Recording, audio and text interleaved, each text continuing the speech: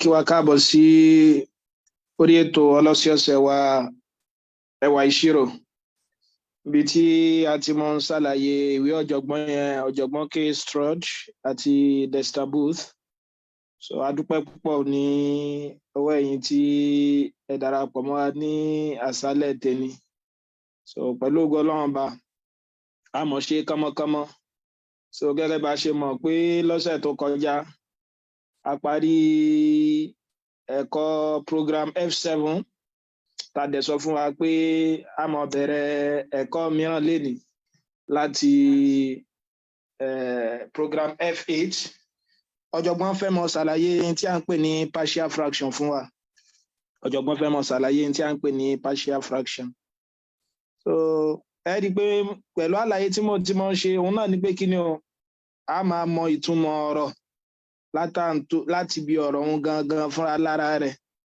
Gẹ́gẹ́ bí àpèjúwe tí mo ń ṣe gbogbo ìgbà òun náà ni pé kí ni o tá bá ní bathroom, kódà béèyàn mọ ìtumọ̀ bathroom tẹ́lẹ̀, téèyàn bá ti mọ ohun tó ń jẹ́ bath ni pé ìwẹ̀, room ni yàrá, ajá sí pé tá bá pa méjèèjì papọ̀ kí ló jẹ́ òun náà ni pé ilé ìwẹ̀. So tá bá ní partial fractions, àti mọ fraction o àti kọ sẹ́yìn nínú àwọn ẹ̀kọ́ tó ti kọjá, kódà ṣàlàyé rẹ̀ pẹ̀lú so ní inú SSC series wa náà, àwọn JAMB series ní ọ̀sẹ̀ tó kọjá òun náà ni pé fraction náà ni pé kí ni o òun ni ó mọ wà lágbọ́nrin báyìí tó ti wà tó jẹ́ pé P àti Q wà wọ́n mọ̀ jẹ́ rational number tí Q dẹ̀ ní jẹ́ 0, Q ní jẹ́ 0 tó rà ti mọ̀ pé tí Q bá ti jẹ́ 0 àti mọ̀ pé yóò mọ̀ fún wa di undefined. Wá di fraction yìí gẹ́gẹ́ bá ṣe mọ̀ pín sóríṣiríṣi ọ̀nà. A ní proper fraction eléyìí tó ẹgbẹ́ tí kíni o tí ń tó bá wà lókè, èyí tó wà lókè òun là ń pè ní numerator, èyí tó wà ń sàlẹ̀ òun là ń pè ní kíni denominator. So ti yé báyìí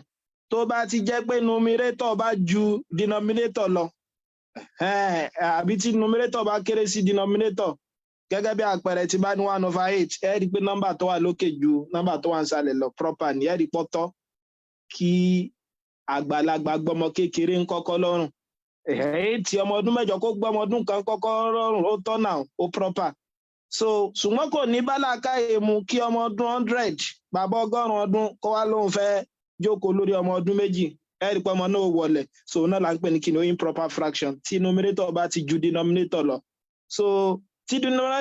numerator bá ju denominator lọ aláàmọ̀ gbé lọ sí mixed number. So tí a báyìí so náà ni mixed number náà ní kí ni o àpapọ̀ whole number àti proper fraction. Tí lẹ́yìn bá yé wa ẹ rí i pé nínú tá a mọ̀ nínú ìgbésí ayé wa náà bákan náà òun náà ni pé tí nǹkan bá wà lágbọ́nrin nǹkan a lè dá padà o. Tómi bá dì ẹ rí i pé omi dídì ibo ló ti wá tẹ́lẹ̀, àbí kẹ́ sọ pé omi ṣe mọ̀ pé ó lè di dídì, omi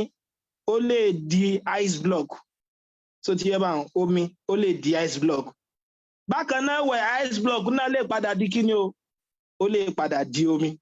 So ti yé bá ẹgbẹ́ ìpadàbọ̀ Abija. So tí nǹkan bá lọ so yóò dẹ̀ ṣe kíni o yóò padà sípò rẹ̀. So ti yé bá so tá a bá so nǹkan pọ̀ a lè túlẹ̀. So ti yé bá so gẹ́gẹ́ bẹ́ẹ̀ náà ni àwọn tá a bá ní trolley ńlé ẹ rí i pé trolley ní rírà tààrà wọn ò ní ṣe kíni o wọn ò ní tò, tá a bá délé láṣẹ kíni látò àtòpọ̀ rẹ̀ a tún lè tú padà. So ti yé bá tá a bá ní partial fraction àti mọ̀ báyìí o ipe tí n bá nírú nǹkan báyìí pé 1 + 2 + 1/4 ẹ rí i pé fraction kan lélẹ́yìí o fraction kan lélẹ́yìí náà. So ti yé bá inú òfin tá a sì fi lè mọ́rọ́ fraction papọ̀ òun náà ni pé kíni o ká ṣe é jẹ́ pé wọ́n ní kíni denominator kan náà. Tó bá ti lè mú wa ní denominator kan náà a lè ṣe kíni a lè rò wọ́n papọ̀, ìyẹn ni pé a ṣe kíni a find the LCM wọn. Tẹ́ bá dẹ̀ sì gbàgbé mo ní tẹ́ bá ṣe fẹ́ mọ dára yín láàmú láti mọ ṣe kíni o láti mọ wá LCM fraction méjì, mo ní tẹ́ ẹ̀kọ́ wò ní pé kíni ẹ kọ́kọ́ wò pé báyà ṣe denominator wọn ṣé wọ́n jọ ní nọ́mbà kan náà.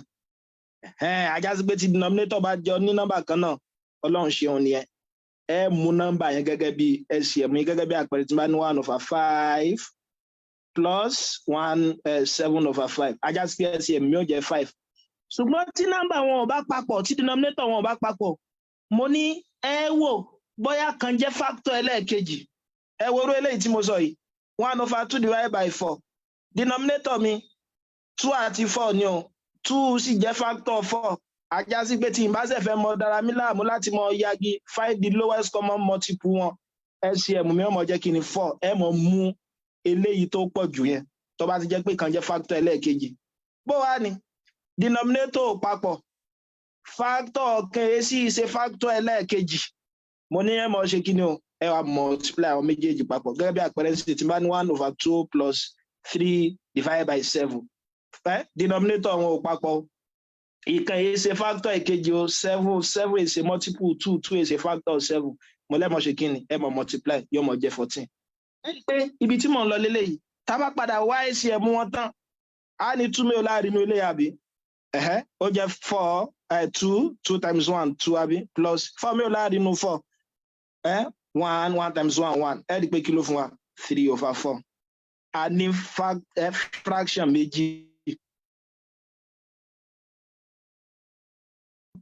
Ìgbésẹ̀ ta ẹ wá rí factor yìí ẹ rí pé fraction méjèèjì fraction kan rèé o fraction kan rèé o ṣe rí àwọn fraction tó di odidi ń bíbá yìí eléyìí ni odidi fraction yà ni ẹ rí pé látàn torí bíbá yìí láti rí so ti yé báwọn ọ̀nà tá a gbà máa dá ọyọ kan yí padà sí bó ṣe wà méjì o là ń pè ní kíni o partial fraction torí fraction kan yìí fraction ìpín méjì ló wà ó ti padà di kan so tí ẹ bá wọn ajá sí pé àwọn ìpín méjèèjì yẹn lẹ́yọ̀kọ̀ọ̀kan òun lá máa pè ní kíni o partial fraction àwọn nọ́mbà yìí ẹ rí pé wàá rọrùn ọ tó bá jẹ́ pé fraction là ní tí èsì rational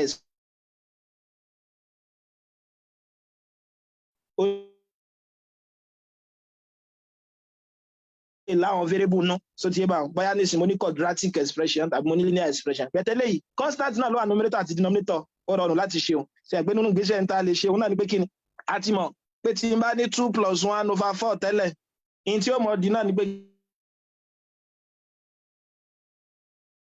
kí ni tẹ́ bá ti ní fraction méjì lókè inú wúlò nítorí ó padà wúlò so tí ẹ bá tẹ́ bá ní numerator àti denominator tó yẹ pé táàmù numerator ju táàmù tó wà denominator lọ ẹ mọ̀ pín fún ọlẹ́ ọ̀kọ̀ọ̀kan òfin yìí ó wúlò púpọ̀ tá a bá débi calculus bẹ́ẹ̀ bá fẹ́ integrate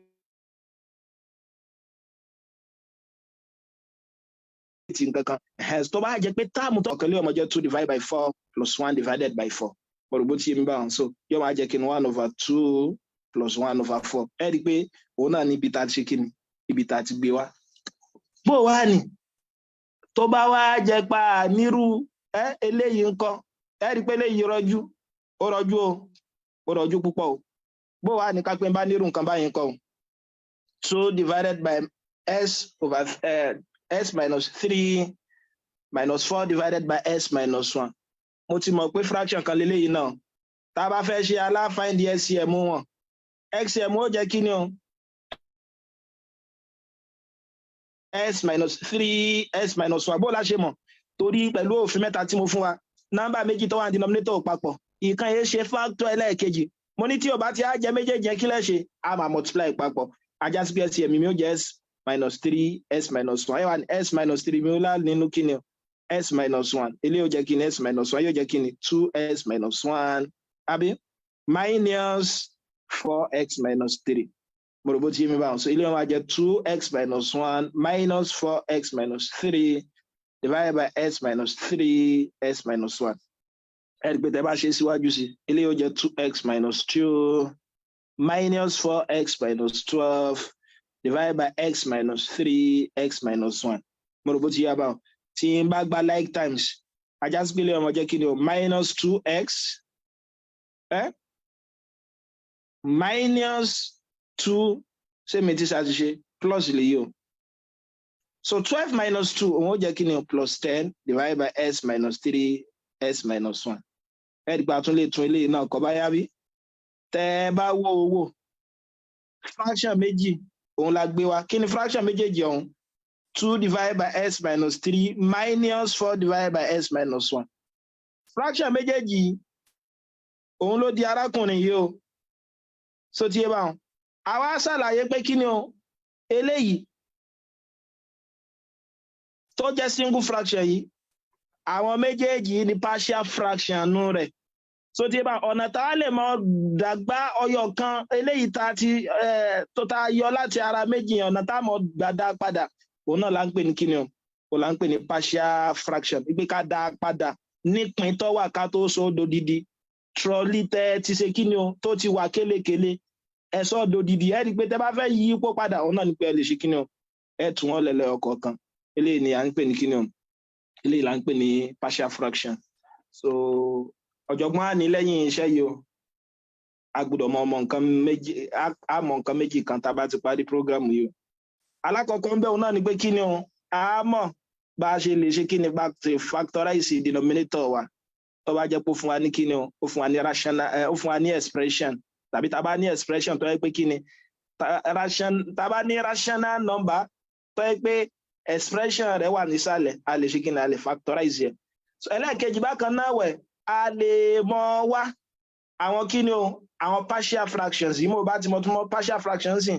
àwọn ìpín fraction tó wà kó tó dodidi tó ti bá àwọn ìpín fraction tó wà kó tó dodidi àwọn partial fraction yóò wá ní kíni ó láǹfààní oríṣiríṣi pàápàá jùlọ tá a bá débi calculus ẹ rí i pé ní agbọ́n nìkan ní calculus tá a bá integrate à ń pè kankan ní integration by partial fraction òun náà ni pé tá a bá ń sá àwọn ṣẹ́ mìíràn lọ ó lè di kíni o ó lè di partial fraction tá a ní mọ bí tá a gbé gbà mọ́ so tá a bá nírú nǹkan báwọn ajásípa lè ṣe kíni a lè lo partial fraction fún láti fi tẹ̀síwájú a lè lo partial fraction fún láti fi tẹ̀síwájú ìjẹ́ tí eléyàn bá yé wa tàdẹ̀ ti gbọ́ yé dáadáa ọ̀yà ẹja wa tẹ̀síwájú bó wà ní kápẹ́ bá nírú nǹkan báyìí mo ti mọ̀ ipe kí irú nǹkan báyìí tó wà báyìí lọ́yọ̀ kan ìpín méjì ló wà so ti yé mi báwọn àjásí pé tẹ bá kíyèsí báyìí ẹ rí i pé ìpín bó ṣe wà yìí tẹ́lẹ̀ èyí tó jẹ́ denominator ìpín alákọ̀ọ́kọ́ yìí òun rèé o èyí tó jẹ́ denominator ìpín ẹlẹ́ẹ̀kejì òun náà rèé o àjásí pé ká pé n bá fẹ́ mọ wá àwọn partial fraction èyí tí ó mọ jẹ́ denominator yẹn náà ni àwọn tó wà ní kíni àwọn linear fraction òdìdí yẹn nísìnyí báyìí mo ti mọ̀ pé kíni méjì ìpín méjì ló wà ká tó gbé sọ́yọ̀ kan mo rò bó ti yá báwọn bó la ṣe mọ̀ pé ìpín méjì ló wà torí linear factor méjì ta ní ló lè padà sí kíni ọ̀jọ̀gbọ́n padà ṣàlàyé níwájú pẹ̀lú pé kíni ó lè padà lé sí bẹ̀t mo fẹ́ ká gbọ́ àlàyé yẹn yé ẹ rí i pé kó tó méjì fraction méjì òun la sọ di ọyọ kan yìí partial fraction yìí òun la sọ di ọyọ kan yìí tẹ bá ṣàkíyèsí ìsàlẹ̀ àwọn méjèèjì s minus 3 ni o s minus 3 ni o s minus 1 ni o s minus 1 ni o àjẹsí pé tá a bá fẹ́ dá kíní ẹ̀ padà sípìlẹ̀ tá a bá fẹ́ rí partial fraction kódà tí n bá tiẹ̀ tí ìmọ̀ tí ó mọ̀ wà ní numerator mi mo lè mọ ọmọ denominator kíní ó mọ̀ jẹ́ denominator mi òun náà ni àwọn linear factor yìí linear expression linear factor yìí lọ́yọ̀ kọ̀ọ̀kan àjẹsí pé tó mú mi ní linear expression méjì yìí àjẹsí pé fraction méjì òun náà mo ṣe kíni o òun ni mo tó papọ̀ tó fi fún mi lọ́yọ̀ kan yìí mo rò bó ti yé mi báwọn yóò wá jẹ s minus 3 s minus 1 mo bá gbọ́ àlàyé mi yé tó bá yẹ pé linear factor mẹ́ta la ní nsàlẹ̀ ajá sí pé ká tó pọ̀ kó dodidi báwọn partial fraction mélòó la ní partial fraction mẹ́ta mi ò bẹ́ agbálà yẹn yé àwa mi léyìí ò kápá pé ní a kápá pé ń b so a rí i pé tá a bá lo àwọn ìta lò báyìí a fi wá àwọn a àti b yẹn tí ó mọ jẹ́ tó wà nínú numerator àwọn partial fraction yẹn ó yẹ já ṣe a fẹ́ mọ a a dẹ̀ sì fẹ́ mọ b bó la ṣe fi mọ̀ wọ́n ẹ rí i pé nínú tí a gbọ́dọ̀ dìmọ̀ wọn náà ni pé tá a bá ń ṣe fraction tó ti yé bá wọn tá a bá ń ṣe equation involving fraction tàbí tá a bá ní fraction tó yẹ pé ó jẹ́ equation tó ti yé bá wọn equation kan tó yẹ pé ó ní fraction tó yẹ pé ó jẹ́ rational equation tó ti yé òun náà ni pé ní tí ó kọ́kọ́ máa wá sọ́kàn yín náà ni pé kí ni o ẹ mọ̀ divide pẹ̀lú LCM denominator ẹ divide pẹ̀lú LCM denominator mo rò bó ti yá ẹ pé tẹ́ bá ṣàkíyèsí eléyìí nísìn factor méjèèjì eléyìí ni ó ajá sí pé LCM denominator yẹn òun náà ní kíni òun náà ní eléyìí tàbí tẹ́ bá ti fẹ́ dára yín láàmú ẹ kàn multiply pẹ̀lú LCM pẹ̀lú nọ́mbà eléyìí tàbí tẹ́ bá tún fẹ́ dára yín láàmú nínú tẹ́ lè ṣe náà ní pé kíni ẹgbẹ́ eléyìí wá bíbá ìkó ṣùgbọ́n ọ̀nà tó yá jù òun náà ní pé kíni multiply through by the LCM of the denominator. Ẹja mọ̀ gbé lọ kọ̀ọ̀kan ajá sí pé ó jẹ́ 10 minus x divided by s minus 3 s minus 1 àbí nígbà yẹn pa fẹ́ mọ multiply pẹ̀lú LCM denominator ni so ti yé báwọn in tí bá ṣe mo pé mo ti multiply rẹ̀ báyìí in tí bá dẹ̀ ṣe fún táàmù yẹn mo gbọ́dọ̀ ṣe fún àwọn táàmù mìíràn eléyìí náà jẹ́ s minus 3 s minus 3 s minus 1 plus b s minus 3 s minus 1 s minus 1 mo bá ṣàkíyèsí rẹ̀ ajá sí pé in tí mo ṣe ẹ́ rí pé in tí mo ṣe náà ni pé kí ni o mo multiply pẹ̀lú LCM denominator ni o àti ṣe nǹkan kan ẹ́ rí pé eléyìí gélé báyìí eléyìí gélé kí ló kù tí mo ní o máa ní 10 minus 2x lápá alákọ̀ọ́kọ́ equals to as minus 1 plus b s minus 3 ẹ wá rí ẹ rí pé ń gbó jẹ́ pé léyìí náà láṣẹ tó fi di bíbá yìí a máa ní kíni o àwọn equation méjèèjì wọn dọ́gba so ti yé bá wọn so tí wọ́n bá sọ pé equation kan ó equal síra wọn ajá sí pé àwọn corresponding element àbáwọn corresponding number ń bẹ náà wọ́n mọ̀ ṣe kíni o wọ́n mọ̀ dọ́gba mo rò bó ti yé bá wọn èyí tó fi mú dọ́gba ajá sí pé nǹkan kan náà ni tí ẹ̀sìn mi bá jẹ́ 2 mi by 2 náà ni ó jẹ́ bí báyìí kí la dẹ̀ fẹ́ wá a fẹ́ mọ a àti b tàbá rántí nínú àwọn kíni o bá ṣe máa ń wá ìgbà tá à ń ṣàlàyé simultaneous equation mo ní tàbá fẹ́ lo elimination method ṣe ìgbẹ́ elimination method ni pé tàbá ní variable méjì òun náà ni pé ká eliminate kan fún kejì so ti yé mi báwọn so tí bá fẹ́ mọ a ajá sí pé máa eliminate b tí bá fẹ́ mọ b máa pa a so ti yé mi báwọn ká pé a báyìí ni mo fẹ́ mọ̀ ìtumọ̀ rẹ̀ náà ni pé ìfẹ́ rí b yìí mọ́ mo rò bó ti yọ báwọn ìfẹ́ rí b yẹn mọ́ òun ni pé ká pàdánù so kí lè á fi lè gbé bí kó mi báyìí kí la fi lè pàdánù òun náà ni pé ọ̀nà tó lè gbà yá kánmọ́kánmọ́ tó fi lè kú òun náà ni pé kí ni o tẹ́lẹ̀ ìbá jẹ́ 0 so yà bó jẹ́ sẹ́ a ti mọ̀ pé ẹni nọ́mbà 0 wọ́n ní ẹni sí ti ẹ ti jóná kò ní ṣe kí ni o kò ní jóná mọ́ tiwa kò ní kó ná mọ́ tiwa tí nǹkan bá jẹ́ 0 kódà kí ó ṣe kí ni o kí nọ́mbà kan wá jẹ́ 1 billion tẹ́ bá ti lè multiply pẹ̀lú 0 ish ẹgbọ́n náà ṣe kí ni o òun náà dòdò ajá sí pé 0 ni tí ẹ ti jóná oko náà mọ́ kí ni o 1000 so tá bá fi lè sọ expression nu bracket di kí ni di 0 ajá sí wípé bí ó di 0 tí bí bá ti di 0 ajá sí pé kí ni o a lè mọ a bó la ṣe á lè sọ in tó wà nú bíbà yìí di 0 kí ni mo lè fi s mi ṣe tí eléyìí ó fi mọ di 0 ẹ̀rí pé tí mo lè fi s mi ṣe tí ó fi mọ di 0 náà ni pé kẹ́ sọ pé let s is equal to 3 mo bí ó ti ń bá wọn so tàbí tẹ́ bá tiẹ̀ fẹ́ mọ tí ó mọ jẹ́ tẹ́ bá mọ lórí báwọn náà ni pé ẹ sọ pé a fẹ́ kí eléyìí mọ jẹ́ 0 s minus 3 is equal to 0 ẹ collect like time s is equal to 3 mo rò bó ti ń bá wọn so tí bá ti wá mọ bẹ́ẹ̀ ibi tí bá ti wá rí s màá máa ṣe kí ni o màá máa fi 3 sí yìí ní fi sápá bíbá yìí nìkan torí mo ti ní equation ní tí bá ṣe apá ọ̀tún mo gbọ́dọ̀ ṣe fapò sí ó dàbí òṣùwọ̀n náà ni ẹ rí pé tẹ́ bá lọ ọjà tí wọ́n bá fẹ́ wọn ráìsì 1 kg fún yín tí wọ́n dẹ̀ fẹ́ lo scale ajá sí pé tí òṣùwọ̀n yín bá ti ṣe kí ni o tó bá ti rí di 1 kg ajá sí pé tí wọ́n wọ̀ náà ti ṣe kí ni ó ti pé 1 kg náà nìyẹn á wà sí pé let s equal to 3 ajá sí pé tí bá ti rí ẹ̀sìn sí màá máa fi 3 sí yóò jẹ́ 10 minus 2 into 3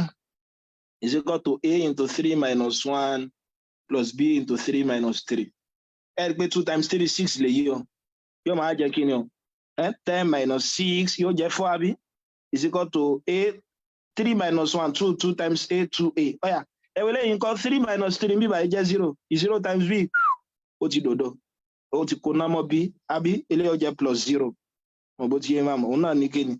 4 is equal to 2a wọ́n fẹ́ mọ a kí ni mo multiply pọ̀ mọ́ 2 tí ó mọ̀ fún mi 4 òun náà ní kí ni òun náà ní tó ajá sí pé èmi jẹ́ 2 àpá b àfimọ́ a ọ̀yà tá bá fẹ́ mọ̀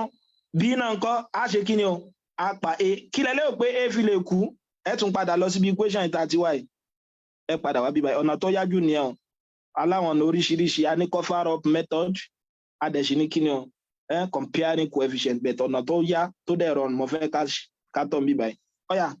a fẹ́ ṣe kí ni a fẹ́ mọ̀ b tá bá fẹ́ mọ̀ b kí lá ṣe o àpá a ọ̀yà kí ni a fi lè kún bíbá yìí kí lẹ́ mọ̀ fi s yín ṣe ẹni let s equal to ọ̀yẹ sọ ẹ lè tẹ̀ síbẹ̀ so s equal to 1 sẹ́yìn pé bó ló ṣe lè bíbá yìí ni pé a mo fẹ́ kó jòdò ẹja sára ilé rẹ̀ dòdò tára ilé rẹ̀ títí ẹ bá ti jóná yóò kó nọ́mọ́ ti a so wọ́n jọ di 0 so s minus a yìí s minus 1 yìí tó fi lè fálù s tí ó mọ sọ di 0 náà ni pé kí s mi jẹ́ 1 mo bó ti yé mi báwọn bẹ́ẹ̀ sì mọ mú ní tí s jẹ́ nìyẹn ọ̀yà bí ta bá tún ti rí s ń sìn á fi 1 sí yóò jẹ́ 10 into 2 times 1 is equal to a minus 1 minus 1 plus b is equal to 1 minus 3 ẹ pé ta bá ṣe lọ 2 times 1 ó jẹ́ 2 10 minus 2 ó jẹ́ 8 1 minus 1 jẹ́ 0 a times 0 0 b ọ̀yà 1 minus 3 kí ló jẹ́ minus 2 mo rò bó ti yé mi báwọn mo lè tún lè tẹ̀síwájú ń bẹ̀ o tí a bá divide both sides by minus 2 ajá sí pé b mi náà mo jẹ́ kí ni 8 divided by minus 2 eléyìí tí ń ṣe minus 4 eléyìí tó jẹ́ pé kí ni o tó jẹ́ minus 4 ìjẹ́ tí lèyàn bá yé wa ajá sí pé mo ti mọ a mi ò kó jẹ́ 2 mo dẹ̀ sì mọ b mi kó jẹ́ 4 ẹni tó wà lókè téńté yẹn ẹ̀rì pa ti mọ̀ ẹ máa wo ẹ jẹ́ ń gbé eléyìí wá padà ṣe ń pé bíbá yìí láti lọ ẹ jẹ́ ń tún fa dáadáa ṣe ń pé bíbá yìí láti lọ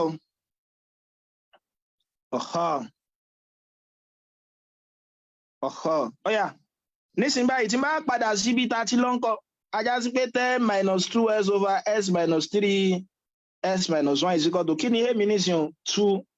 divided by s minus 3 kí ni b mi o minus 4 ajá sí pé ọmọ jẹ minus 4 s minus 1 ẹ pé tẹ bá ṣàkíyèsí rẹ̀ ìta gbé wá ẹgbẹ́ bíbá lẹ́yìn ara tiwa ṣe pé òun náà la ṣe kí ni o òun náà la ṣe kí ni òun náà la padà get padà eléyìí ni ọ̀nà tá a lè gbà ṣe kí ni o tá a lè padà dá fraction odidi rational sí kí ni o rational expression so tá a lè gbà padà dá padà sí kí ni tá a lè gbà padà dá padà sí ní tí a ń pè ní kí ni o ní tí a ń pè ní partial fraction ìjẹ́ tẹ́lẹ̀ yẹn bá yé wa tá a dẹ̀ ṣùgbọ́n yé dáadáa bó wà ní tá a bá fẹ́ tẹ̀síwájú àti pé mo lélẹ̀ ìrọ̀rùn tó bá yẹ kí wọ́n fún wa ní kí ni o tó bá fún wa ní fraction lọ́yọ̀ kọ̀ọ̀kan bá ṣe mọ̀ ṣe nìyẹn tàbí ẹ jẹ́ ń fún wa ní àpẹẹrẹ mìíràn tí ó jẹ́ rọrùn bó ni kápẹ́ bá ní 8s minus 28 divided by x square minus 6s plus 8 is equal to wọ́n lè pe resolve partially káwá partial number rẹ̀ partial fraction rẹ̀ kí n tó tẹ̀síwájú báyẹn dákun a gbọ́dọ̀ gbọ́ nǹkan kan yé o kẹ́ tó mọ ṣiṣẹ́ yín lọ ẹ gbọ́dọ̀ kọ́kọ́ wò pé ṣé kí ni o ṣe pé proper rational expression ni wọ́n fún yín a lè ní proper rational expression lélẹ́yìí rational expression ni o a dẹ̀ sì lè ní kí ni o improper bó la ṣe máa mọ proper bó la dẹ̀ ṣe máa mọ improper tá a bá lo ọgbọ́n tó dópin tó wà ní kí ni o níbi proper number proper fraction àti improper fraction ajá sí pé proper rational expression bí báyìí ó ní expression tó yẹ pé kí ni o numerator degree numerator so ti yẹn bá wọn so degree numerator ó gbúdọ̀ mọ kéré sí degree denominator tá a bá gbàgbé degree ní highest power so tí kí ni o tí value bẹ́ẹ̀ variable yẹn tàbí terms yẹn tó raised ẹ̀wọ̀n eléyìí 8s minus 28 ẹ rí pé highest power of s mi báyìí 1 ni o ajá sí pé degree 1 lélẹ́yìí tí a ń pè ní kíni linear expression kíni degree eléyìí degree 2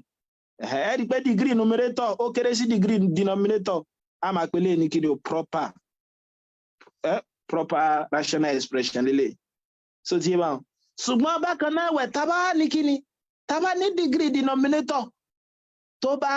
ju degree numerator tó bá ju degree denominator lọ gẹ́gẹ́ bí àpẹẹrẹ tí bá ní x square minus 6x plus 8 báyìí ó ti wà eléyìí ẹ rí pé degree eléyìí degree 2 ni o eléyìí degree 1 ni o eléyìí yóò mọ̀ fún wa ní kíni improper fraction tó bá proper ni pé ọ̀tọ̀ kí kékeré wà lókè kí láńlá wà nísàlẹ̀ ṣùgbọ́n kò tọ́ kí láńlá wà lókè kí kékeré wà nísàlẹ̀ so ti yé bá so eléyìí ní kíni improper fraction òfin wa ní ká tó tẹ̀síwájú ká tó ṣe partial fraction wa a gbọ́dọ̀ mọ̀ ní proper rational expression òun náà ni pé kíni o degree numerator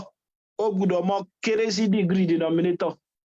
tí degree numerator bá ju degree denominator lọ àjá sí pé a mọ̀ ṣe kíni o a pín yẹlẹyẹlẹ náà títí tí ó fi ṣe kíni o tí ó fi ní degree tí ó fi di proper expression padà ìyẹn pẹ̀lú kíni long division method ní padà ṣàlàyé so ní padà ṣàlàyé ọ̀yà ẹ jẹ́ ká mọ̀ bá iṣẹ́ ìbéèrè eléyìí tí à ń ṣe lọ tẹ́lẹ̀ ẹ rí pé ìbéèrè tá à ń ṣe lọ náà ni a ní 8x minus 28 x square minus 6x plus 8 ẹ rí pé tẹ́ bá ṣàkíyèsí rẹ̀ nítòótọ́ eléyìí denominator rẹ̀ quadratic expression ni o a dẹ̀ ti mọ̀ pé quadratic expression tí ó mọ ní degree méjì ni tí ó dẹ̀ sì mọ ní factor linear factor méjì ẹ má gbàgbé òfin tá a bá ní expression degree n a máa ní n factor so ti yé báyìí so ẹjá ò bóyá sa lè pín eléyìí méjì kó lè di linear factor eléyìí kó lè dirú èyí ta nílẹ̀ kan tẹ́ bá dẹ̀ sì gbàgbé nínú àwọn agbọ́nrin tá a mọ̀ gbé lọ tá a bá fẹ́ mọ̀ bóyá ó ní linear factor àbí ò ní òun náà ní pé jù sínú bí kíni o inú discriminant wa b square minus 4ac adẹ̀dí ṣàlàyé pé discriminant wa bá jẹ́ kíni perfect square kíni perfect square tá a lè rí square root rẹ̀ wá ajásígbó linear factor mo rò bó ti yá báyìí so a mi bí báyìí 1 ni o b mi jẹ́ minus 6 c dẹ̀ sì jẹ́ kíni o c dẹ̀ sì jẹ́ 8 ajásígbélé ọmọ jẹ́ kíni minus 6 squared minus 4 times 1 times 8 mo rò bó ti yé mi báwọn ilé ọmọ jẹ́ 36 minus what 32 ó jẹ́ fún ẹ̀rí pé 4 2 square perfect square ni ajásí pé a lè ṣe kíni a lè pín bó wá ní x squared minus 6x plus 8 tá a bá ṣe sí linear expression tá a factorize kíni ọmọ jẹ́ x minus 2 x minus 4 tá a bá gbàgbé bá a ṣe máa ń ṣe òun náà ní pé ronú pé kíni o kí ni nọ́mbà méjì kan tó yẹ pé tẹ́ bá multiply rẹ̀ pẹ̀lú ara rẹ̀ yóò mọ̀ fún yín ní 8 tẹ́ bá ṣe kíni o tẹ́ bá rò wọ́n papọ̀ yóò mọ̀ fún yín ní minus 6 ẹ rí pé minus 2 minus 4 náà ní tá a ṣe lélẹ̀ mo lẹ́kọ̀ọ́ a wa ẹ̀ǹpọ̀n ní 1 b minus 6 c jẹ́ 8 tàbí àwa wá a àti c ó jẹ́ 8 so ti àwa wò pé kí nọ́mbà tó yẹ pé tá a bá multiply pẹ̀lú ara rẹ̀ yóò mọ̀ fún wa ní 8 tá a bá rò papọ̀ yóò mọ̀ ṣe kíni o nọ́mbà méjì tá a bá multiply pẹ̀lú ara wọn yóò mọ̀ fún wa ní 8 tá a bá rò wọn papọ̀ yóò mọ̀ fún wa ní minus 6 mo nínú nọ́mbà yẹn tẹ́ mọ̀ wá sínú àwọn factor 8 ẹ dẹ̀ mọ̀ pé factor 8 ni 1 2 4 àti 8 mo dẹ̀ sọ fún wa pé òfin kan wà wípé pẹ̀lú nọ́mbà kan gbogbo nọ́mbà ló jẹ́ pé kí ni àwọn factor wọ́n ní àwọn nọ́mbà òǹbejì tẹ́ pé tá a bá multiply wọn papọ̀ yóò mọ̀ fún wa nọ́mbà yẹn gẹ́gẹ́ bí àpẹẹrẹ 1 àti 8 ìbejì kan ni o 2 àti 4 ìbejì kan náà ni kódà àwọn nọ́mbà yẹn lè jẹ́ plus wọ́n lè jẹ́ positive wọ́n dẹ̀ lè jẹ́ negative so ajá sí pé 1 àti 8 yìí kọ́kọ́ náà mi ò kò lè fún mi ní ó lè fún mi ní 1 times 8 ó lè fún mi ní 8 ṣùgbọ́n tí n bá rò papọ̀ kò lè kọ́kọ́ fún mi ní eléyìí náà bẹ̀tẹ̀ eléyìí 2 àti 4 yìí ló lè fún mi ṣé màá máa fi minus sí àbí màá máa fi plus ẹ rí pé minus la fi ní x minus 2 x minus 4 àti ṣe léyìí síwájú mo kàn tún tálàyé rẹ̀ ṣe ni ajá sí pé adètélé yìí kọ pẹ̀lú tí ó mọ di kíni o 8s minus 28 ọ̀yà s minus 2 s minus 4 ọ̀yà tá a bá tẹ̀síwájú lórí rẹ̀ ẹ rí pé fraction dídí leléyìí o láì tiẹ̀ tí ìdára láàmú ibi tó ti wá náà ni pé kí ni o a ní fraction partial fraction mélòó la ní partial fraction méjì bó la ṣe mọ̀ pé partial fraction méjì ni òun náà ni pé kí ni o linear factor méjì ló wà ní denominator pẹ̀lú àlàyé tí mo dẹ̀ ṣe lálákọ̀ọ́kọ́ tá a bá ti ní linear factor méjì ní denominator iye factor tá bá ní iye linear factor tá bá ní denominator ni ó mọ sọ iye partial fraction tí ó mọ jẹ́. Tó bá yẹ pé linear factor mẹ́ta mo ní bá ní sí mo ní s minus 2 s minus 4 s minus 5 a já sí pé linear factor mẹ́ta náà ni màá mọ ní bẹ̀tẹ̀lẹ̀ torí pé méjì ni a já sí pé linear factor méjì ni mọ̀ ní ilé ọmọ á jẹ́ kí ni o 8s minus 28 s square minus 6s plus 8 a ti mọ̀ pé linear factor méjì partial fraction méjì la máa ní wà ní this plus this. Ṣùgbọ́n àti ìmọ̀ tí ó wà numerator a lè mọ denominator mo lè kọ sí s minus 2 s minus 4 ẹ wá fi acb by ab. Lẹ́yìn rẹ̀ kí mo lè ṣe multiply through by the LCM of the denominator. Kí ni LCM wọn bí báyìí ẹgbẹ́lẹ̀ náà lọ padà di s minus 2 s minus 4 so ti ẹ máa jẹ́ 8s minus 28 tàbí kí n tún ilé kọ́ńgbò tí ẹ jẹ́ pàtí factorize s minus 2 s minus 4 àbí divided by s minus 2 s minus 4 s minus 2 s minus 4 equals to a s minus 2 s minus 2 s minus 4 ìtẹ́bá ṣe fún Táyé àgbọ́dọ̀ ṣe fún Kẹ́hìndé ọlọ́run ní járí jábejì o then plus b s minus 4 s minus 2 s minus 4 pé tẹ́ bá ṣàkíyèsí rẹ̀ eléyìí ó gé eléyìí o kódà eléyìí náà ó gé eléyìí méjèèjì náà ó gé eléyìí kí la nílẹ̀ 8s minus 28 is equal to what a over s minus 4 plus b over ab times s minus 2 pé pẹ̀lú àlàyé tí mo ṣe náà àpẹẹrẹ aláwọ̀kọ́ òun náà ni pé tá bá ti dé bí báyìí ní táwa wò ní pé kí ni a fẹ́ mọ a àti b mo ní tá bá fẹ́ mọ a ẹ ṣe kí ni o ẹ pa b tẹ́ bá fẹ́ mọ b ẹ pa a ọ̀nà tẹ́ lè gbà kápẹ́ sí a fẹ́ mọ a wa kí la mọ̀ pa a mọ̀ pa b ẹ lọ ẹ tànà mọ b báyìí inú ọ̀nà tá lè gbà pa b òun náà ni pé kí ni o kásẹ̀ lè di 0 àti mọ̀ pé 0 nọ́mbà tó pé tí ẹ ti kó náà ni tó lè kó náà mọ́ nọ́mbà mìíràn so tí a bá ní 0 tá bá multiply pẹ̀lú any number 0 náà ni ó mọ̀ fún wa kó yà kó jẹ́ 1 million so tí bá àwa wò pé kí ni ó mọ̀ sọ eléyìí di 0 ẹgbẹ́ tó lè fi sọ di 0 náà ni pé kẹ́ sọ pé x mi jẹ́ 2 so tí àwa ni put s is equal to 2 tàbí let x equal to 2 mo ní tẹ́ ẹ bá mọ̀ pé bó ló ṣe jẹ́ 2 ẹ lè sọ pé s minus 2 is equal to 0 ẹ dẹ̀ software yóò fún wa ní 2 tá bá ṣe síwájú ṣe ajá sí pé lè jẹ́ 8 times 2 minus 28 is equal to what ibi tá bá ti rí s á gbé 2 sí o 2 minus 4 plus b into 2 minus 2 so tí èmi bá ajá sí pé lè jẹ́ 16 minus 28 is equal to minus 2a plus 0 so tí so torí 2 minus 2 0 tí 0 ti kó náà ó ti kó náà mọ́ b náà eléyìí ó jẹ́ 0 eléyìí kọ́ yóò máa jẹ́ kí ni o minus 12 is equal to minus 2a tí èmi ó máa jẹ́ kí ni o minus 12 over minus 2 eléyìí àti eléyìí ó gẹ̀rà wọn kí ló kù ńlẹ̀ ó kù 6 ajá sí pé èmi jẹ́ 6 àti mọ a pẹ̀lú pa ṣe kí ni o pẹ̀lú pa b bó ni tá bá fẹ́ mọ b náà á ṣe kí ni o á pa a mo lẹ́tàn náà mọ́ a báyìí náà kí ló lè fi mú a kúrò òun náà ni pé kí arákùnrin yìí kó jẹ́ òdo ọgbọ́n ọ̀la lè gbà sọ́ dòdo òun náà ni pé kí ni o kí n sọ pé x mi jẹ́ 4 ṣe pé tí x mi bá ti jẹ́ 4 by 4 minus 4 yóò jẹ́ 0 tẹ́lẹ̀ bá dẹ̀ ti jẹ́ 0 tí ẹ ti kóná yóò kóná mọ́ a náà àbí so bí tí bá ti á rí x máa gbé 4 sí ilé ó jẹ́ 8 times 4 minus 28 is equal to what 4 minus 4 plus b 4 minus 2 so tí bá ilé ó jẹ́ 32 minus 28 is equal to ilé jẹ́ 0 àbí 4 minus 2 times b 2b mo bó ti yé mi bá tẹ́ bá yọ àwọn méjèèjì kó nu ara wọn ilé ọmọ jẹ́ 14 is equal to 2b tí ọmọ á jẹ́ kí ni o b is equal to 14 over 2 kí ni máa multiply pẹ̀lú mọ́ b 2 tí ó fún mi ní 14 7 ni o a mi jẹ́ 6 b mi dẹ̀ sì jẹ́ kí ni b mi jẹ́ 7 ajá sí pé constant tá ń wá á ti rí ẹ wá ṣe kí ni ẹ dá ilé yìí padà mo bó ti yá bá á dá ilé yìí padà wá báyìí so ilé ọmọ á jẹ́ kí ni o ẹja gbé wá kọ́mọ́dà aláàmú so ajá sí pé mo ti mọ a mi o mo dẹ̀ ti mọ b mi bákan náà ẹ̀wẹ̀ so mama ní kí ni 8x minus 28 x minus 2 x minus 4 equals to what kí ni here o 6 divided by s minus 2 plus kí ni b mi o 7 divided by s minus 4 plus 7 divided by s minus 4. Olùbó ti yé mi báwọn. Ẹ rí i pé nínú àwọn àlàyé tá a ṣe náà ni àìpa ti ní partial fraction méjì tó jẹ́ pé kí ni o denominator àwọn partial fraction wọ́n jẹ́ factor àwọn number fraction odidi yẹn. Kí la gbọ́ yẹn bẹ́ẹ̀? Òun náà ni pé kí ni o tó bá yẹ pé linear quadratic ló wà a kò sọ di linear factor. Bàbá ní linear factor méjì ní denominator so ti yé báwọn kí ni ọmọ jẹ́ o so ajá sí pé kí ni yẹn o fraction yẹn o a mọ̀ ní kí ni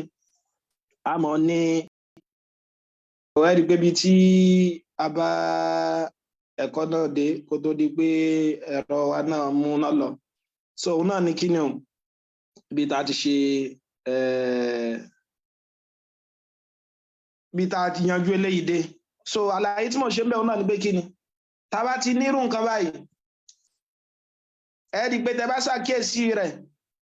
linear factor méjìlá níbi original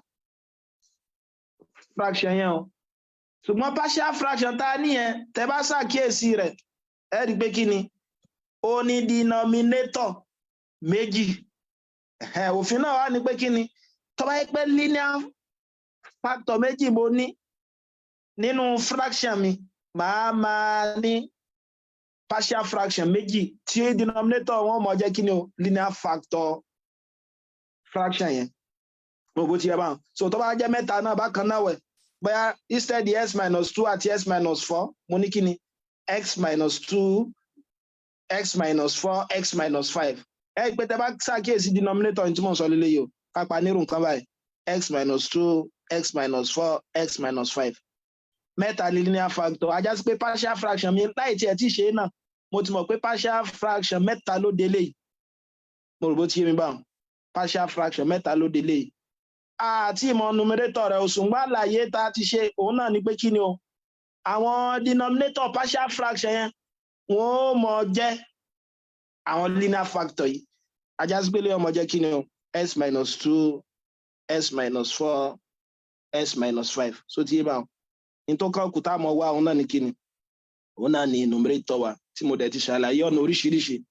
tá a lè gbà wá kí ni o tá a lè gbà wá numerator wa ìjẹ́tẹ́lẹ̀ yẹn bá ti yé wa ẹ mọ́ gbàgbé ìpè ká tó tẹ̀síwájú láti ṣe kí ni o láti gbé lọ sí partial fraction a gbọ́dọ̀ mọ̀ ní proper rational expression òun náà ni pé kí ni degree numerator mi ó gbọ́dọ̀ mọ̀ kéré sí degree denominator bó wà ní tí degree numerator tó bá ju degree denominator lọ tí mo la ní proper rational expression bó láṣẹ mọ̀ ṣe òun náà ni ọ̀jọ̀gbọ́n ni wọ́n fẹ́ ṣàlàyé fún wa ní frame ẹlẹ́ẹ̀kẹjọ ẹ pé àwa tá a bá ń bá a lọ tá a bá lọ sí frame ẹlẹ́ẹ̀kẹjọ so ẹ rí i pé a ní irú nǹkan báyìí o x square plus 3x minus 10 divided by x square minus 2x minus 3 so ọ̀jọ̀gbọ́n ní ká ṣe kí ni o ká gbé léyìí lọ sí partial fraction tẹ́ ẹ bá gbàgbé kí ló òfin alákọ̀ọ́kọ́ òfin alákọ̀ọ́kọ́ òun náà ní pé kí ni o a gbọ́dọ̀ mọ̀ ní proper rational expression degree numerator gbọ́dọ̀ mọ̀ kéré sí degree denominator wọn ò gbọ́dọ̀ jọ jẹ́ kankan náà kò dẹ̀ sì gbọ́dọ̀ jù lọ ẹ pé tẹ́ bá ṣàkíyèsí eléyìí kí ni degree numerator 2 ni o àbí kí ni degree ẹ mọ́ gbàgbé degree ni pé kí ni o highest power tí kí ni o tí táàmù yẹn raise x ni expression yìí táàmù s ló wà tó díẹ̀ power eléyìí 2 ni power eléyìí 1 ni eléyìí 0 ni ajásí pé highest power yẹn 2 ni tí a mọ̀ sí quadratic expression 2 ni degree mi báyìí 2 ni náà ni denominator ẹ rí i pé ó ti lùfin wa òfin ni pé kí ni o in tó wà ní numerator gbọ́dọ̀ kéré sí in tó wà ní denominator so ṣùgbọ́n tí ò bá rí bẹ́ẹ̀ ajásí pé a ṣe dá padà á ṣe kí ni o á fi long division method á fi gé tẹ́ bá gbàgbé nínú òfin tá a ti kọ́ sẹ́yìn nínú àwọn factors theorem àti reminders theorem wa òun náà ni pé p mi yìí òun ni a máa pè ní dividends o nọ́mbà tá a fẹ́ divide ẹ rí eléyìí òun náà ni kí ni o divisor interfere divide ẹ̀ ìntàmọ́ rí òun náà ni kí ni o quotient kódà quotient tún lè ṣe kí ni o ó lè fún mi ní reminder mo rò bó ti yé mi báwọn sẹ́wọ̀n pé òfin yẹn náà ni ajá sí pé tí bá multiply pẹ̀lú mo lè pé p mi ó jẹ́ quotient tá a mọ̀ sí q times what q kékeré tàbí ẹ jẹ́ ń lo nọ́mbà mìíràn fi lè ká pé ń bá lo x fi lè no ẹ mọ̀ ẹja lo a ajá sí pé lè ó jẹ́ qa plus r tí q mi jẹ́ kí ni o q mi jẹ́ quotient a mi dẹ̀ sì jẹ́ kí ni o divisor tí r dẹ̀ sì jẹ́ kí ni o remainder mo rò bó ti yá báwọn tí r jẹ́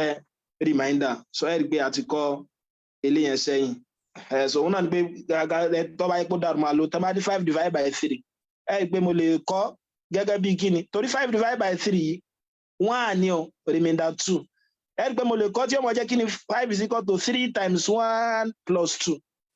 ẹ rí i pé kankan náà ni so tá a bá nírú eléyìí náà bá ṣe mọ̀ ṣe náà nìyẹn so a ní kíni x square plus 3x minus 10 divided by x square minus 2x minus 3 torí pé ó ti lufin a lo long division method fún ilé ó jẹ́ x square plus 3x minus 10 x square minus 2x minus 3 a fẹ́ mọ̀ ṣe o ìwà gbàgbé tá a fi mọ̀ ń ṣe òun náà ní pé alákọ̀ọ́kọ́ ṣe kí ni o a kọ́kọ́ divide àbí lẹ́yìn tá a bá divide ńkọ́ a multiply a subtract so òun náà là ń pè ní kíni DAMSP so òun náà ní pé a kọ́kọ́ divide a multiply a subtract a wá gbé term tó kún wa òun náà ní pé x square mélòó máa rí inú x square 1 ni o àbí yóò jẹ́ 1 times x square 1 times minus 2s minus 2s 1 times minus 3 àwa yọ kó nù ara ẹ̀ pa ti divide a dẹ̀ ti multiply ní tó kù nípa subtract eléyìí pẹ̀lú eléyìí ojodo 3x minus times minus ó jẹ́ plus ajá pé ó jẹ́ 5x minus 10 plus 3 minus times minus plus 3 ó jẹ́ minus 7 ẹ rí pé eléyìí ò lè lọ́nà eléyìí mọ́ ajá pé kí leléyìí o reminder ni o tí n bá fẹ́ kọ́ pẹ̀lú tí mo kọ́ lẹ́ẹ̀kan màmá ní kí ni x square plus 3x minus 10 over x square minus 2x minus 3 mi yóò mọ̀ jẹ́ kí ni 1 plus 5s minus 7 divided by x square minus 2s minus 3 tó bá jẹ́ pé ó dàrú máa lójú òun náà ni tí n bá ní 7 divided by 4 ṣe pé 7 divided by 4 mi kí ló fún mi 4 mi ò ní máa rí inú 7 1 àmà ní kí ló kúnlẹ̀ plus 3 so tí n bá so 1 remainder 3 ajá pé mo lè tóun náà kan tí ó mọ̀ jẹ́ kí ni 7 over 4 is equal to 4 times 1 àbí kí n sọ pé 1 plus mo rò bó ti yé mi báwọn so ẹ wo eléyìí ní ìsìn ẹ rí pé intanilókè ní bí ká ní 7 náà ní kẹfì lè mo fẹ́ káfí ṣàlàyé ẹ̀ kó yé wa ni mo ní 7 bíbáyìí mo ní 4 bíbáyìí àbí ẹ rò pé máa ní 4 mi láàrin inú 7 1 àbí 1 times 4 ó jẹ́ 3 mo rò bó ti yé mi báwọn ajá sí pé 7 mi mo lè mọ sọ pé 1 times 4 tàbí kí n sọ pé 1 plus 3 over 4 so àbí 7 over 4 is equal to 1 plus 3 over 4 bẹ́ẹ̀ náà ni 7 over 4 is equal to 1 plus 3 over 4 pẹ̀lú àlàyé tí mo ṣe iwájú òun náà ni tẹ́ bá fẹ́ multiply whole number pẹ̀lú fraction máa wulẹ̀ dáadé láàmú pé òun wá LCM kankan mọ́ ẹ kàn mú denominator lè gbé 4 times 1 4 plus 3 over 4 so di 2 plus 5 over 8 láì dára yín láàmú yóò mọ̀ jẹ́ kí ni 8 times 2 16 plus 5 over 8 mo bí la fi ní 7 over 4 báyìí so àlàyé nìyẹn kọ́ máa rí pé ó dàrú ẹ rí pé tá a bá wà láàkọ́ àti ní whole number mo bó ti yá báwọn àdẹ̀sí tún ti ní fraction kejì fraction yẹn ṣé proper ni àbí improper proper ni o ajásígbà lè tẹ̀síwájú lórí rẹ̀ so wọ́n tẹ̀síwájú lélẹ́yìí 7 minus x 7s minus 5s minus 7 divided by x square minus 2x minus 3 so ti yé wa mo láwọn á ṣe kí ni o a pín eléyìí sí linear factor méjì ṣe pé quadratic ni ó lè di linear factor méjì torí tá a bá ní expression degree 2 ajá sí pé 2 linear factor lámọ̀ ní equation degree n root ni ó mọ̀ fún wa so èmi ò máa jẹ́ kí ni 5s minus 7 then tá a bá fẹ́ mọ̀ bóyá ó ní linear factor àbí ò ní ó lè ní factor bẹ́ẹ̀ tó lè mọ́ jẹ́ linear bẹ́ẹ̀ tá a bá fẹ́ mọ̀ pé ó jẹ́ linear factor kí ni mo lámọ̀ ṣe a mọ̀ gbé sí kí ni o discriminant wa b square minus 4ac. Mo dẹ̀ ti mọ̀ pé a mi 1 ni o, b mi minus 2 ni o, c mi dẹ̀ sì jẹ́ minus 3. Ilé ọmọ jẹ́ minus 2 square minus 4 1 times minus 3 àbí? So ilé ó jẹ́ 4 plus 12. Ilé tó jẹ́ 16. Mo ní tí discriminant wa bá ti fún wa ní perfect square, a já sí pé a mọ̀ ní linear factor. Bó la ṣe a mọ̀ linear factor yẹn náà? Tá bá gbàgbé àwa tá bá mọ̀ bá ṣe lè ṣe lágbárí torí eléyìí tá bá fẹ́ ṣe ẹ ti mọ̀ pé ilé ọmọ jẹ́ kí ni s plus 1 s minus 3. Bó la ṣe mọ̀ mo lẹ́wà ac yín ó jẹ́ minus 3. Nọ́mbà mi ò lá máa multiply, nọ́mbà méjì wo lá máa multiply papọ̀ tí ó mọ̀ fún mi ní kí ni o minus 3. Tẹ́ pé tí n bá rò wọn papọ̀ náà yóò mọ̀ fún mi ní kí ni o yóò mọ̀ fún mi ní minus 2. Pé tẹ́ bá kíyèsí nínú àwọn factor òǹbejì àwọn nọ́mbà òǹbejì 3 ṣe pé nọ́mbà òǹbejì 3 náà ni 1 àti 3 náà ni. Òun náà ni pé kí ni o 1 times 3 ó fún mi 3. Say plus 1 plus 3. Ṣe pé 4 ni ó mọ̀ jẹ́ kò lè fún mi ní kí ni minus 2. Ṣùgbọ́n tí n bá ní kí ni o plus 1 minus 3 máa ní minus 2 torí ẹ̀ la fi lélẹ̀. Òrùbó ti yé mi báwọn. Mo ti wá ní fraction. So ti yé mi báwọn. A já sí pé 5s minus 7 divided by s plus 1 s minus 3. Mo lè mọ sọ di partial fraction pẹ̀lú òfin tí mo dẹ̀ sọ. Mo ní tẹ́ bá wo denominator tó wáyé pé linear factor méjì la ní. A já sí pé partial fraction méjì ló di fraction òdìdí yẹn. So ti yé mi báwọn. Táwọn denominator yóò máa jẹ́ kí ni o tí ó máa jẹ́ àwọn linear factor yẹn lọ́yọ̀ kọ̀ọ̀kan. So mo ní linear factor méjì ní ìsìn láì tí dára mi láàmú mo ti mọ̀ pé partial fraction méjì ni ó dà. Táwọn fraction àwọn denominator rẹ̀ tí ó máa jẹ́ àwọn ilé ìlọ́yọ̀ kọ̀ọ̀kan. Ilé ó máa jẹ́ kí ni s plus 3 s plus 1 s minus 3. Ẹ wá gbé he ẹ̀dẹ̀ gbé bí síbí báyìí. Lẹ́yìn rẹ̀ a máa multiply through by what? S plus 1 s minus 3. Mo bó ti ń bá wọn. Torí pé òun náà ní kí ni LCM denominator yẹn. So ó máa jẹ́ 5s minus 7.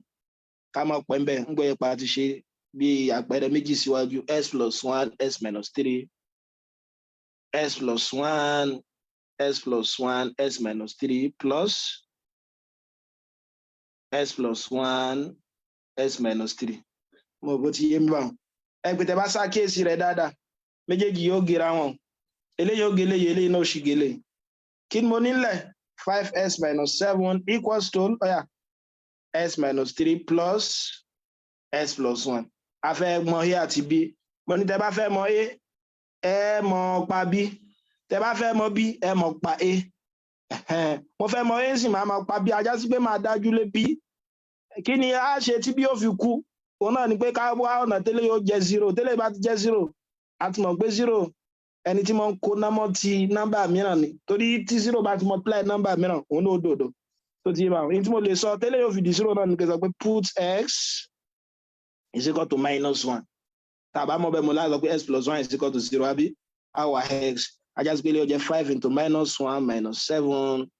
is equal to a into minus 1 minus 3 plus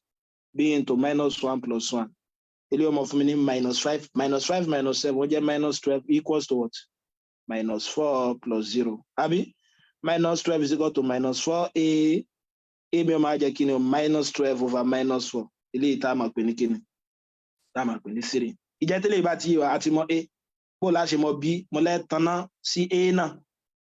Tá a bá fẹ́ mọ b ajá sí pápá a kí lẹ lè fi pa a? Òun náà ni pé ká ẹ sọ s yín di kí ni o? S di 3.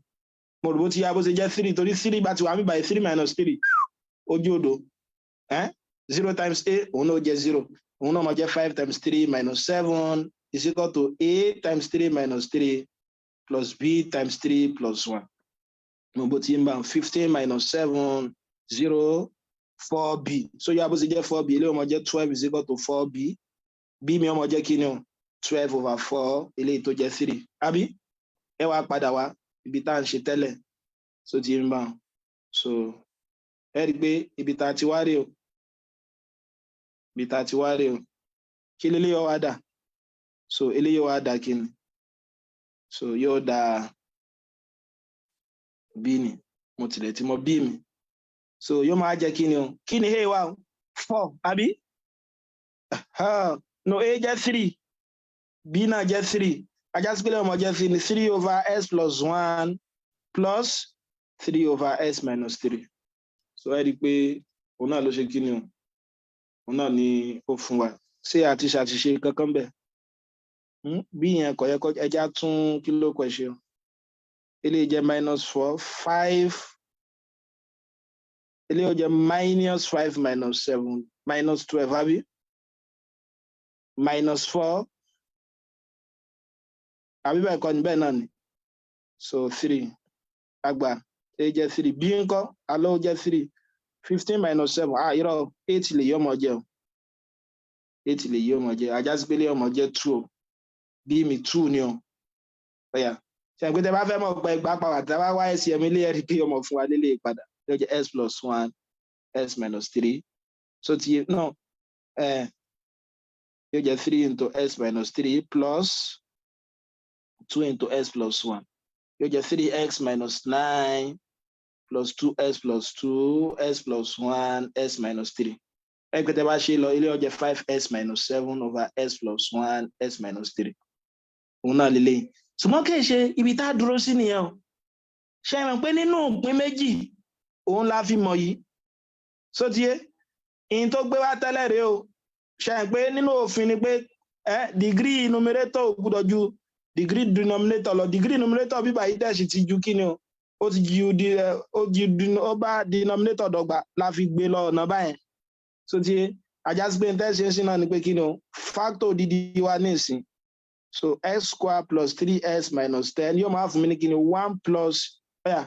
kí ni máa lélẹ́yìí jẹ́ ẹwà kan tó jẹ́ sí so kí ni a wa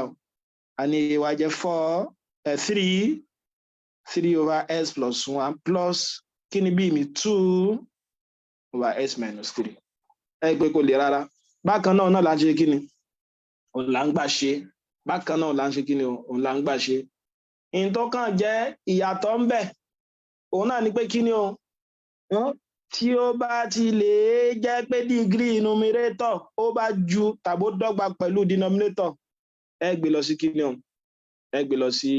partial ẹ lo long division method fún mi mọ̀ bóyá ó yé wa tó ti yẹ wa mi mọ̀ bóyá ó yé wa so bóyá kí n ṣe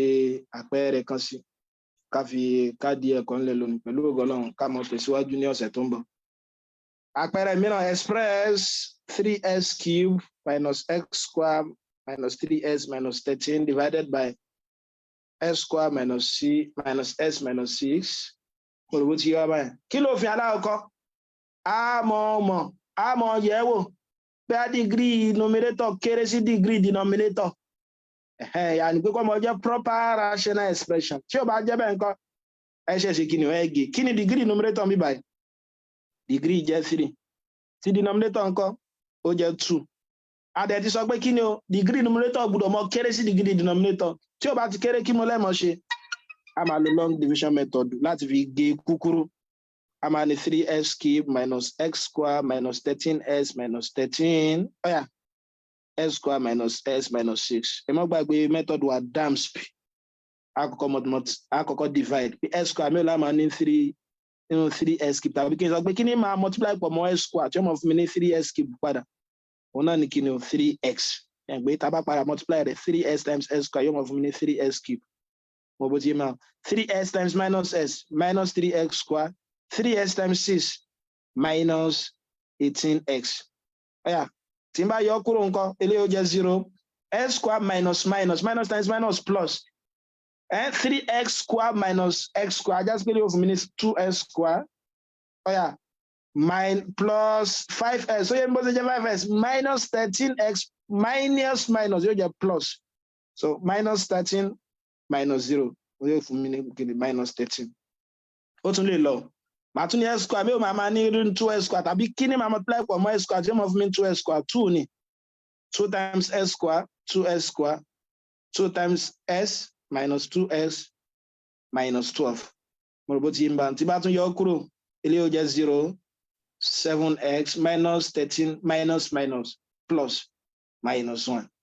ẹ rí i pé kò lè lọ mọ́ lẹ́wàá tún eléyìí kọ ajá sí pé ọmọ jẹ́ kí ni o ìta kọ́kọ́ ní tẹ́lẹ̀ 3s cube minus s square minus 13s minus 13 divided by s square minus s minus 6 equals to, in tó gbé wá lókè yìí, 3x plus 2, then plus remainder yìí, 7s minus 1 divided by what? S square minus 6s. Ẹ rí pé a ti pín eléyìí. So tí wọ́n a sì ti lè a ti sọ eléyìí di ọ̀nà tá a lè gbà rí iṣẹ́. Ọ̀yà, a wá gbé sí kí ni partial fraction. A gbé sí partial fraction. So kí ni denominator eléyìí ó jẹ́? So linear factor kí lẹ́ fi máa wò b square minus 4ac. Ṣé ìpínlẹ̀ ó jẹ́ minus 1 square dàbí? Minus 4 into 1 minus 6 pẹ̀lú àlàyé tí mo ṣe eléyìí ó jẹ́ 1 minus what? 1 minus what? 1 plus 24 yóò jẹ́ 25. 25 jẹ́ perfect square. Mo ti ní tí discriminant wa bá ti jẹ́ perfect square. Ajá sí pa lè rí linear factor yọ nìyẹn. So kí dẹ̀ linear factor eléyìí tẹ́ bá gbàgbé? Òun náà ni kí ni a lè tún kọ gẹ́gẹ́ bí eléyìí. Kí ni eléyìí ó dì? Ṣé rántí? Yóò jẹ́ s plus 2 s minus 3. Òun náà ni pé kí ni máa mọ tó bá tiẹ̀ ti jẹ́ pé mo ní kí ni. Ẹ kàn wò pé kí ni máa multiply papọ̀ tí ó mọ fún mi ní minus 6. Tó yẹ pé tí n bá rò papọ̀ náà yóò mọ fún mi ní minus 1. Ẹ máa wá síbi factor 6. Ṣẹ̀dẹ̀ mọ̀ pé 6 ló ní àwọn nọ́mbà òǹbejì 1 àti 6 2 àti 3. 2 times 3 yóò mọ fún mi ní 6. So tí èmi bá wọn ọ̀yà tí n bá tún wá ní minus 3 plus 2. Òun ló fún mi ní kí ni o minus 1 láfi ní minus 3 plus 2 bí báyìí. So tí so àwọn tá bá ti gbàgbé mo rọ̀ yín ká lọ síbi àwọn fídíò lérí quadratic equation mi. So tí àti linear factor méjì o. Mo dẹ̀ sọ fún wa òfin ni pé tá bá ti linear factor méjì ajá sí pa máa ní partial fraction méjì tó yẹ pé àwọn denominator partial fraction yẹn yóò mọ jẹ́ àwọn linear factor ìlọ́yọ̀ kọ̀ọ̀kan. So and plus 1 this plus this s plus 2 s minus 3. Mo rò bó ti yé ń bá s plus 2 s minus 3. Mo rò bó yé wa báyìí ẹ wá gbélé sí a ẹ dẹ̀ sì gbélé sí b. I multiply through by what? S plus 2 àbí s plus 2 s minus 3. Òun ní SCM àbí yóò jẹ́ 7s minus 1 s plus 2 s minus 3 s plus 2 s minus 3. Ntẹ́ bá dẹ̀ ṣe fápá tún ẹ gbọ́dọ̀ ṣe fápá òsì náà s plus 2 s minus 3 plus s plus s minus 3 s plus 2 s minus 3. Ẹ pé tẹ́ bá ṣàkíyèsí àwọn dàdàngọ́mí méjèèjì yóò gera wọn àbí eléyìí náà gera wọn a máa ní 7s minus 1 s minus 3 plus b s plus 2. Ọ̀yà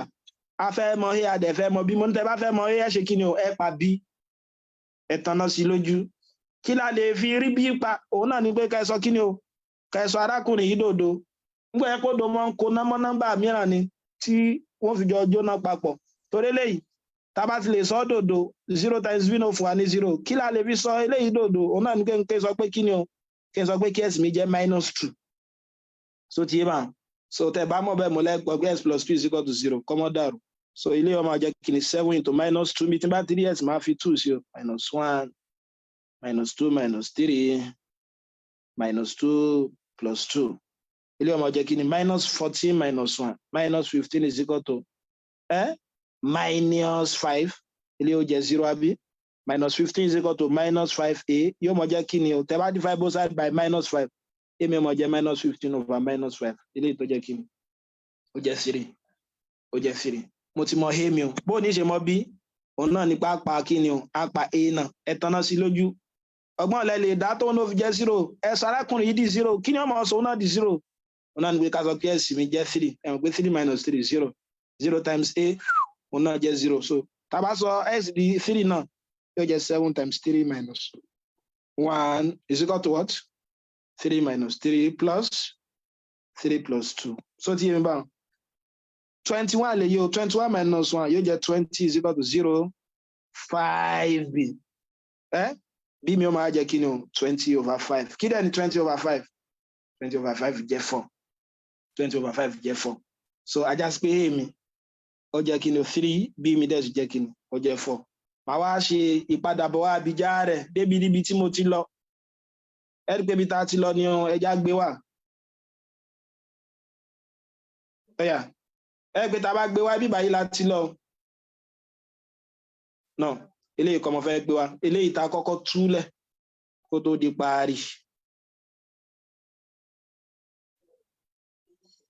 tó di parí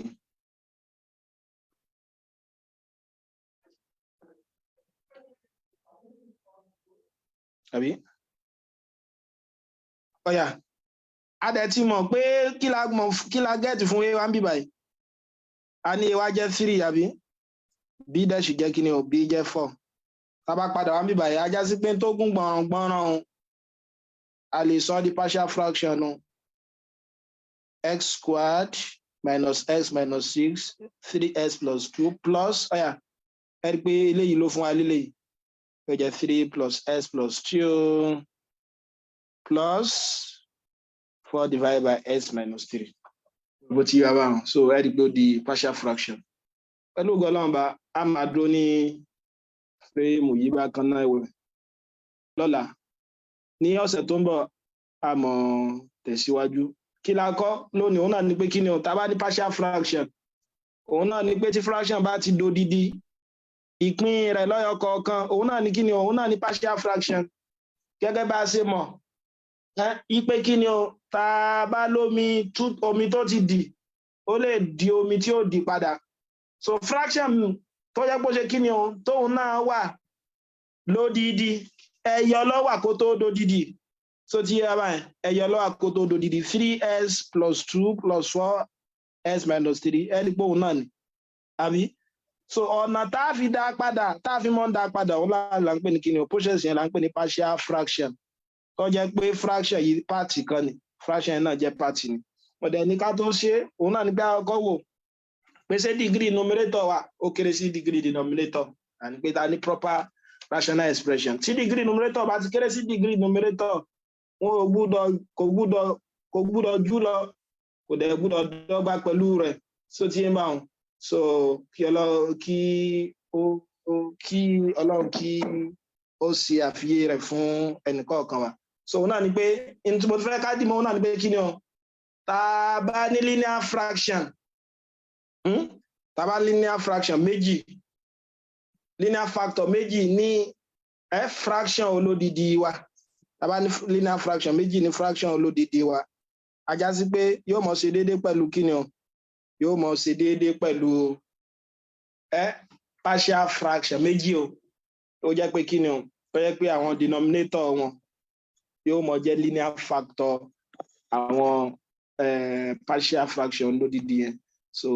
yóò mọ̀ jẹ́ denominator linear factor nínú yóò mọ̀ jẹ́ partial fraction tó wà ní denominator